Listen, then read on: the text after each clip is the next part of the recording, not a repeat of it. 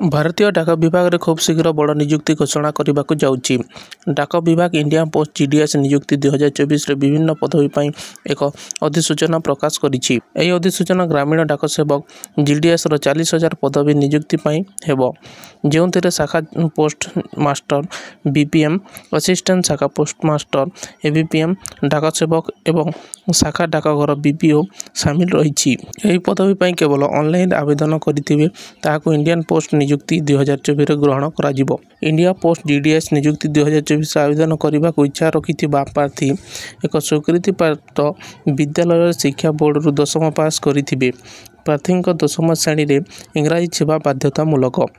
यह व्यतीत माध्यमिक विद्यालय स्तर में हिंदी विषय रे मध्य अध्ययन करिथिबा जरूरी रही। एही पोस्ट में आवेदन करिबार बयस सीमा 18 ରୁ 24 वर्ष मध्य रही। जीडीएस नियुक्ति 2024 रे योग्यता तालिका प्रार्थी ऑनलाइन आवेदन उपरे आधारित हेबो। 10th श्रेणी परीक्षा रे प्रार्थी प्रदर्शन आधार रे चूड़ांत चयन करा जिवो।